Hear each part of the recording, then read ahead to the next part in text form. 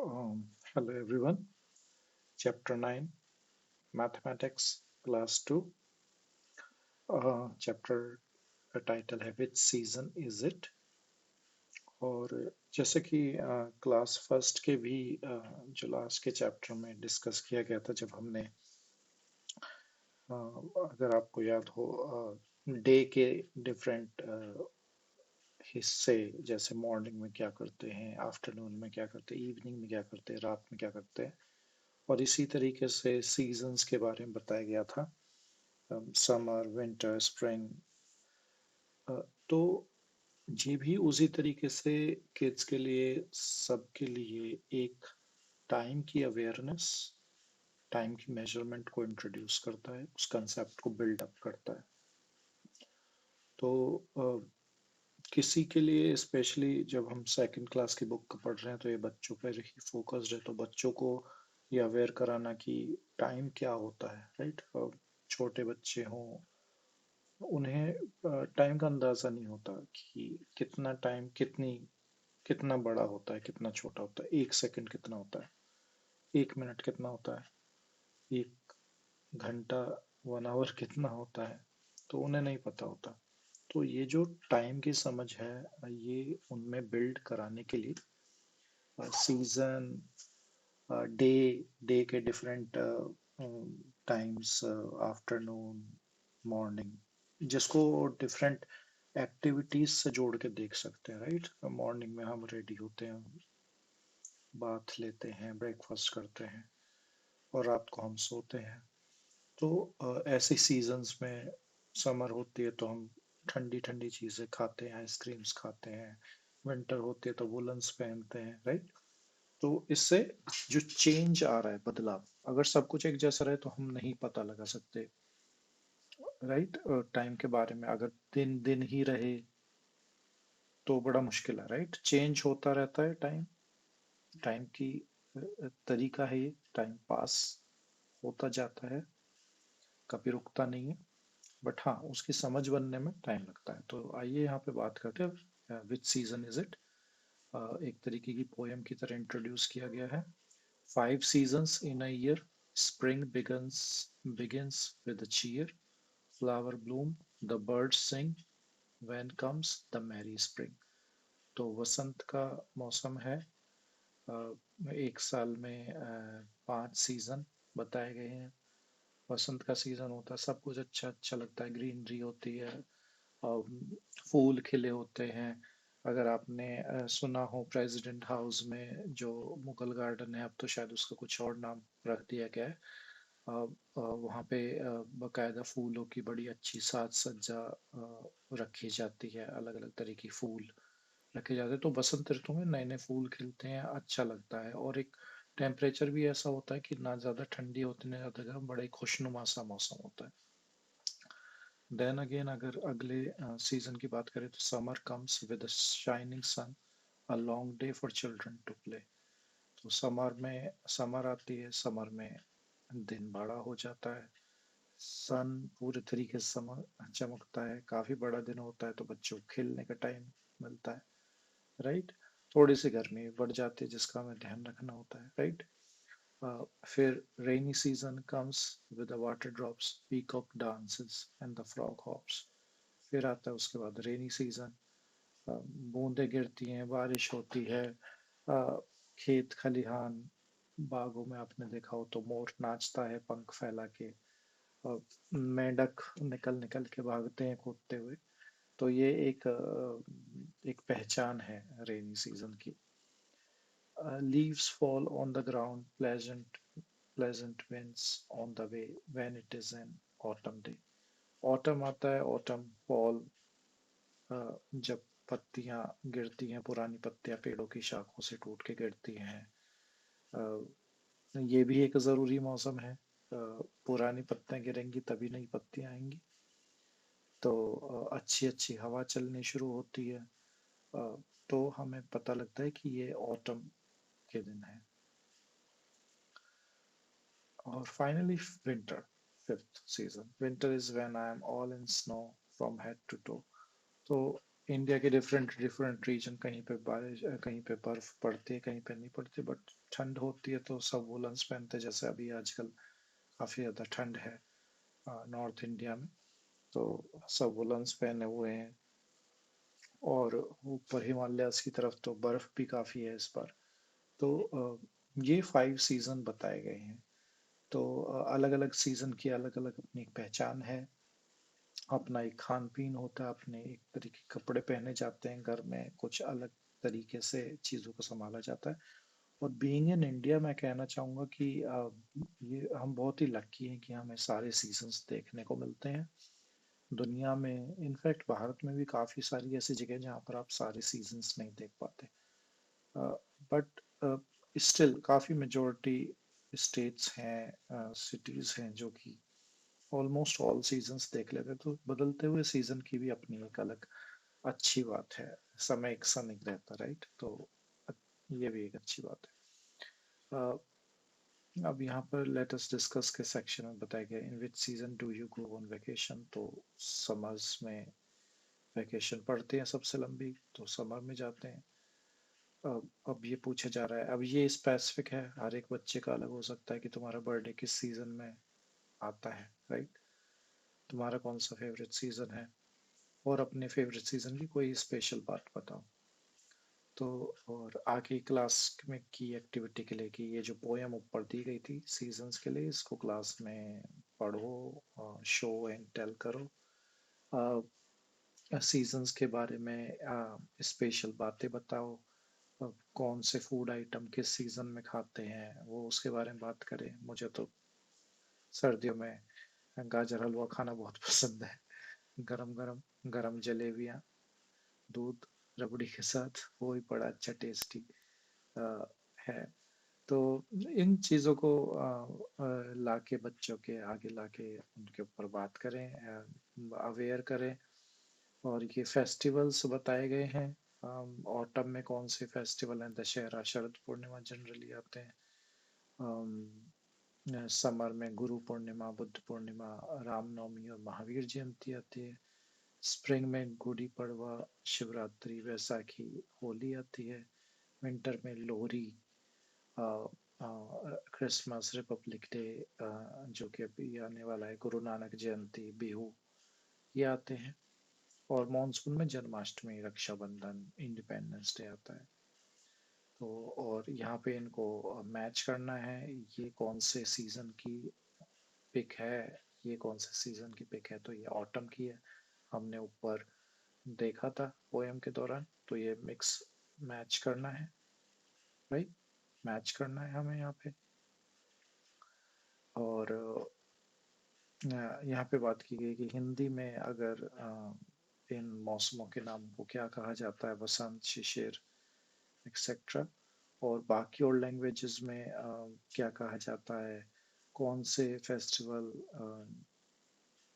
ऐसे हैं जो कि सीजनल नहीं है। जैसे ईद की बात करें तो वो सीजनल नहीं है, राइट? तो उसके बारे में बात कर सकते हैं। फिर हमारा एक कैलेंडर होता है, कैलेंडर में जनवरी से शुरू होता है, दिसंबर में एंड होता है। डिफरेंट मंथ्स हैं, तो ये भी बटे होते हैं कौन से सीजन में, कौन सा सीजन साल के किस मंथ्स में ज़्यादा पड़ता है। अगर विंटर की बात करें तो जनवरी, दिसंबर और थोड़ा सा फरवरी, फरवरी में फिर स्प्रिंग शुरू हो जाता है। मार्च के लास्ट तक आते थे, समर दस्तक दे देती है। जून के हाफ, जुलाई अगस्त तक थोड़ा सा समर प्लस रेनी सीजन हो जाता है।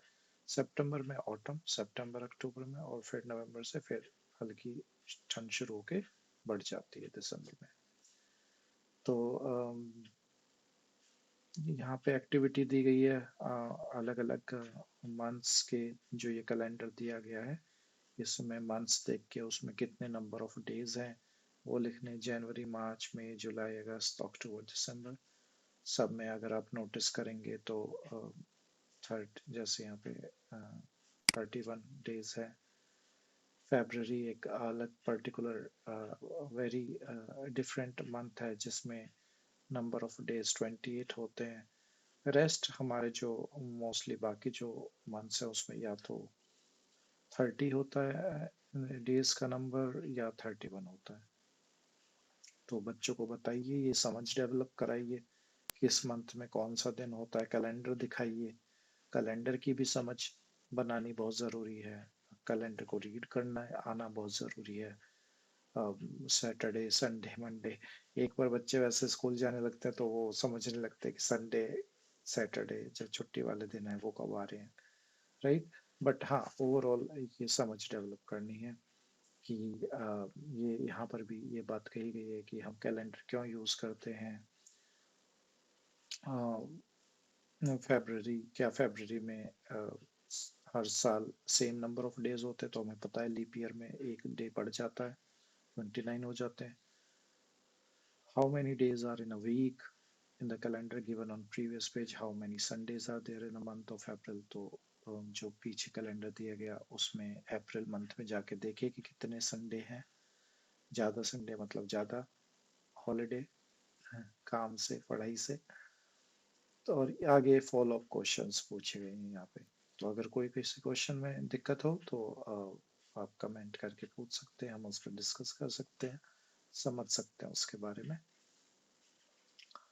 अच्छा, फिर से एक समय की जो समय पास होता जाता है, तो ये तो सीजन्स की बात है, कैलेंडर की बात है। बट अब एक है समय को एक्टिविटीज की टर्म्स में देखना। ये चीज हमने क्लास फर्स्ट के भी चैप्टर में की थी। तो इससे समय की समझ बनती है। तो कॉमन जो डे टू डे एक्टिविटीज हैं, कुकिंग हो गई, समर वैकेशन हुई, टैंक का फिल होना, निटिंग ऑफ स्वेटर, प्लेइंग, इसमें कितना टाइम लग रहा है। जैसे प्लेइंग की बात करें तो प्लेइंग, कुकिंग, योगा, इसमें आवर्स, और फिलिंग ऑफ वाटर टैंक, इसमें आवर्स बोल सकते हैं। जो दादी माँ, मम्मियाँ जो स्वेटर को बनाती हैं, सीड ग्रो होता है, उसमें कुछ दिन लग सकते हैं। समर वेकेशन भी कुछ दिनों की होती है। और चेंज ऑफ सीजन जैसी जो चीज़ है वो एक मंथली एक्टिविटी है। Seed to grow into a plant भी एक मंथली, एक कुछ कभी कभी मंथ लग जाते हैं सीड को ग्रो होके प्लांट बनने में, राइट। तो ये एक तरीके का ये सेट योगा है। अगर एक पूरा आवर का करते हैं तो अच्छी बात है। तो ये मतलब कुछ एक्टिविटी हैं जो सेंस बनाती हैं बच्चों में कि किस एक्टिविटी में कितना टाइम लगता है, राइट। तो ये डिस्कस करिए, बताइए। और भी एक्टिविटीज हैं उन्हें बताइए, समझाइए। ब्रश में कितना टाइम लगता है, ब्रश बाथिंग या मॉर्निंग एक्टिविटी में कितना टाइम लगता है। तो इस तरीके से एक समय के पास होने की समझ बनानी है हमें। और एक फिर यहाँ पे एग्जाम्पल है जो कि टाइम और डेट किस को फोकस करते हुए कॉमिक की शक्ल में। मुझे तो बचपन में कॉमिक्स पढ़नी बड़ी पसंद थी। तो यहाँ पे देखते हैं कि विजयवाड़ा की ट्रिप है। साउथ में, आंध्र में एक सिटी है Vijayawada. Date 24 November, time 8:25 morning, मतलब AM। Hurry, the train is about to leave. यहाँ पे जो दादाजी हैं वो कह रहे हैं कि जल्दी चलो, ट्रेन छूटने वाली है। सेम डेट को 1:15 आफ्टरनून में, तो ये बच्ची बोलती है इट इज़ 1:15 आफ्टरनून दादाजी, how much more time will it take to reach नानीज हाउस। तो सबको, बच्चों में ये आदत होती है कि जैसे ही बैठते हैं ट्रैवलिंग के लिए, वैसे तो पूरे एक्साइटेड होते हैं, बट जैसे ही टाइम पास होना थोड़ा उनको मुश्किल लगता है, कि जगह पे बैठना बड़ा मुश्किल लगता है बच्चों को, तो वो पूछना शुरू कर देते हैं कि कितना टाइम लगेगा, कितना टाइम लगेगा पहुंचने में। तो यहाँ पे उसके दादाजी उसे बताते कि एक घंटा और, 1 hour more to reach Vijayawada railway station. अच्छा, अब डेट 25 हो गई है, रात के 10 बज गए हैं।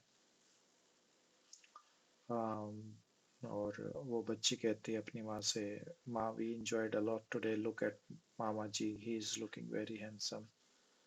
तो उसकी माँ कहती है yes dear, it's his wedding after all. तो मामा जी सजे हुए हैं, उनकी शादी है, सब उन्हें आशीर्वाद दे रहे हैं, उनकी तारीफ कर रहे हैं।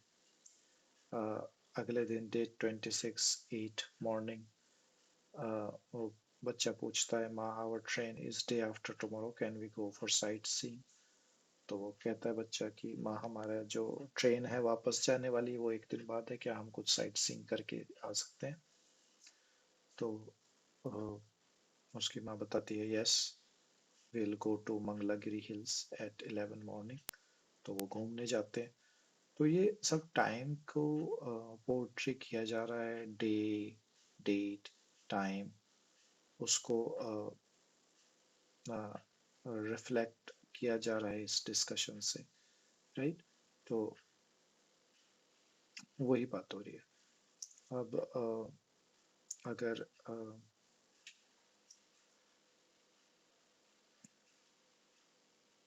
यहाँ पे बात करें,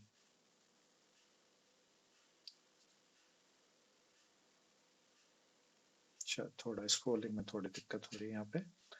डेट 26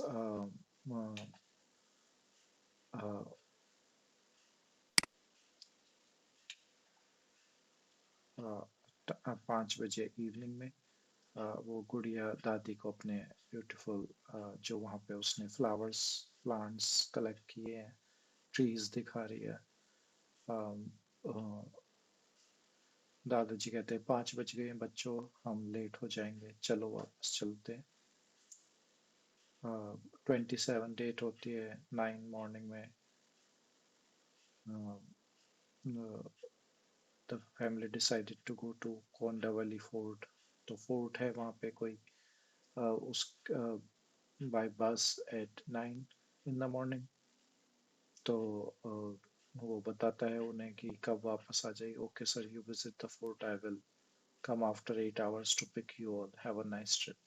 तो उन्हें छोड़ के चले आते हैं और 8 घंटे बाद आते हैं। और 28 को 7 in the evening बच्चा पूछता है ओ पापा our trip ended and now we have to go back to our home, but I am excited to travel back by the fastest train in India called Vande Bharat. तो वो excited है वंदे भारत जो fastest train है उससे वापस जाने के लिए। तो आपस में उसके ऊपर डिस्कशन कर रहे हैं। और 28 नवंबर को 11:30 नाइट में, ऑलमोस्ट मिड नाइट हो गया,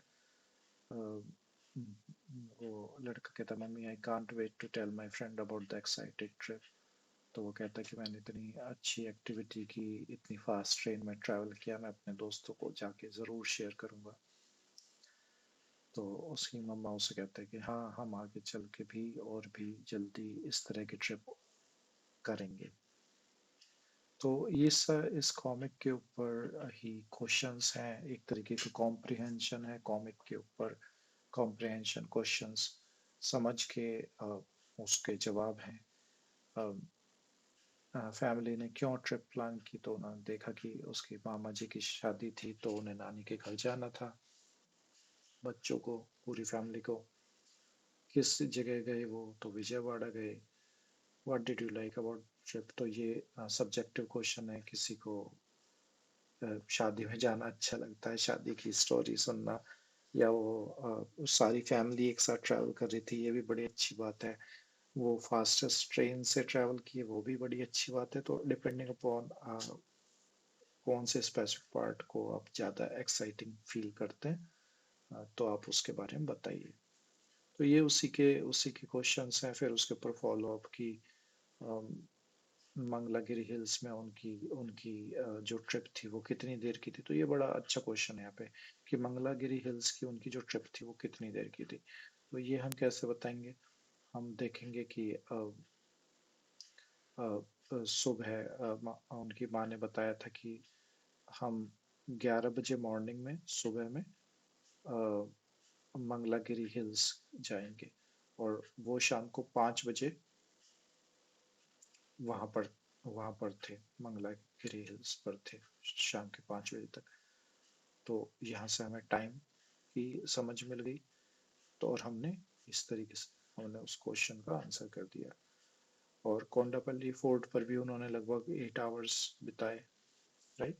तो उस इस पूरे कॉमिक को पढ़ के कॉम्प्रिहेंड करके समझ के इन क्वेश्चंस के आंसर देने।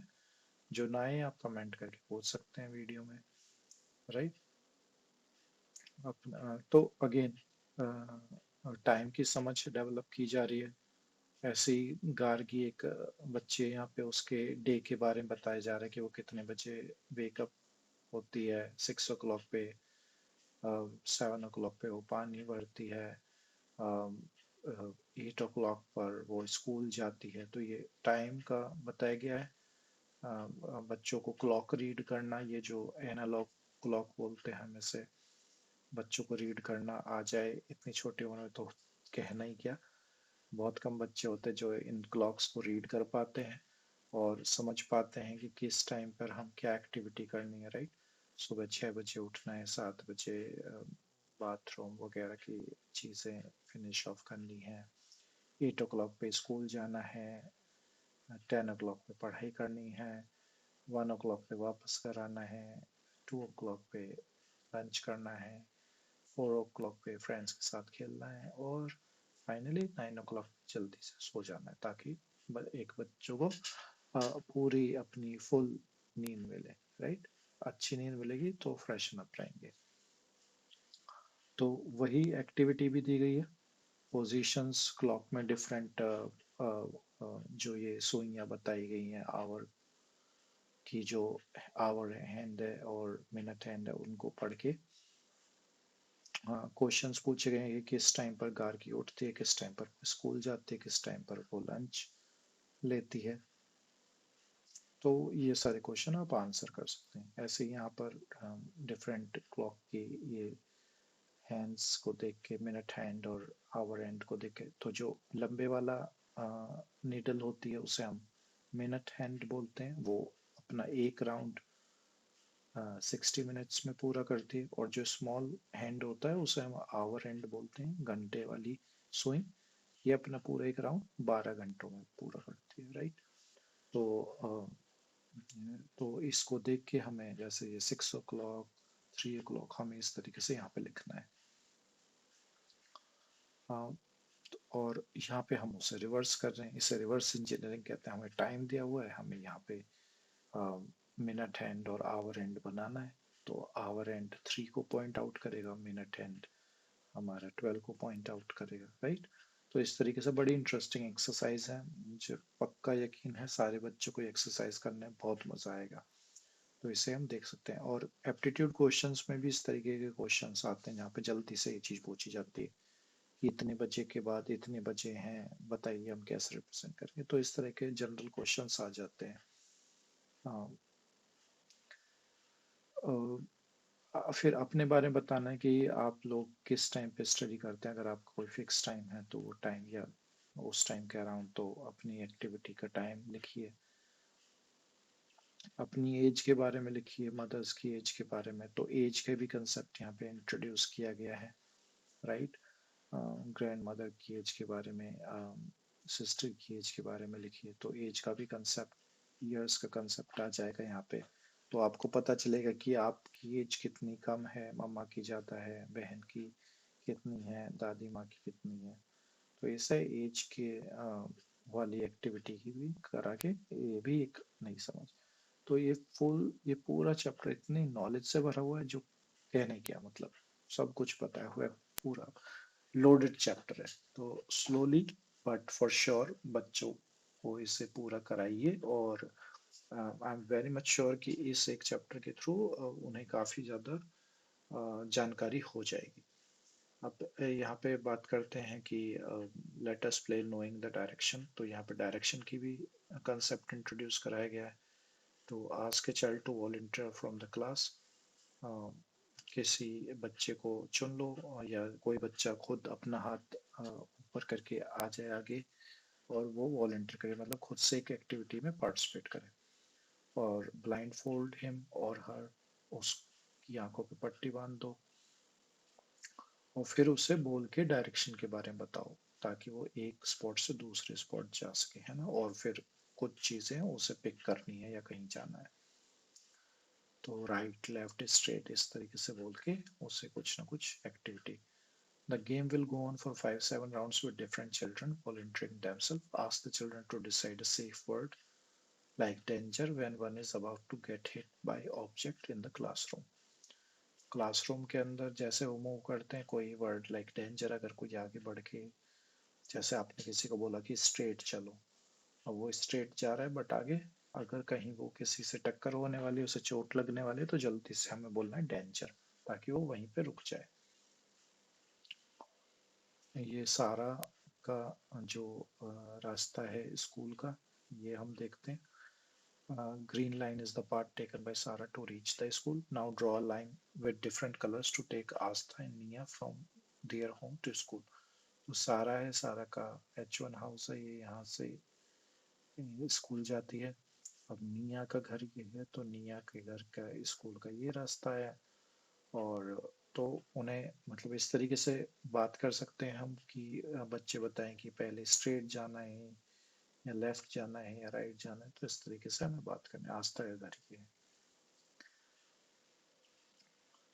फिर हम बच्चे आजकल जानते हैं कि हम मोबाइल में गूगल मैप्स या और कोई एप्पल मैप्स, आईफोन में जो एप्स होते हैं या गूगल मोबाइल में जो एप्स होते हैं एंड्रॉयड में, उससे हम रास्ते की एक लोकेशन डाल के हमें डायरेक्शन दिखती है उस मैप में। बच्चे जानते हैं, कई बार आजकल तो खुद भी लगाना सीख गए हैं।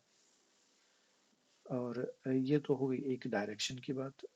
बाकी जो नॉर्मल डायरेक्शन है, ईस्ट वेस्ट नॉर्थ साउथ, तो उसके बारे में भी हम बच्चों को समझाएंगे। तो उसका सिंपल सा फंडा क्या, सबको पता है कि हमारे घर के आसपास सूरज किस डायरेक्शन से निकलता है।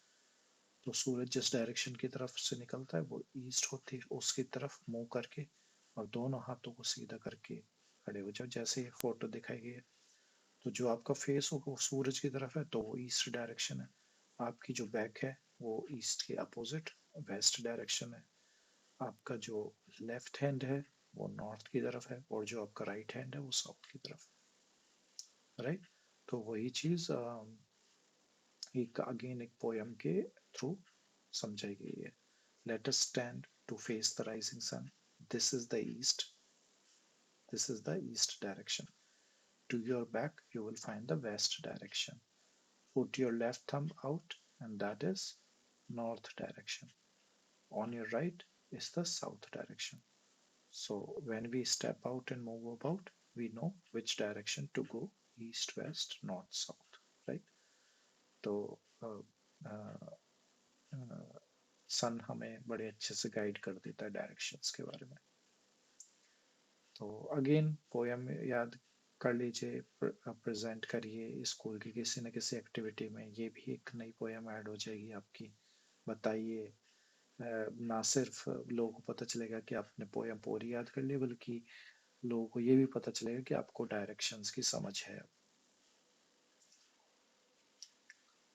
ऐसे ही अभी एक और एक्टिविटी है यहाँ पे कि क्लासरूम को देखिए, ये जो क्लासरूम है, और जो answer the question by using the words north south east west, तो डायरेक्शन के थ्रू।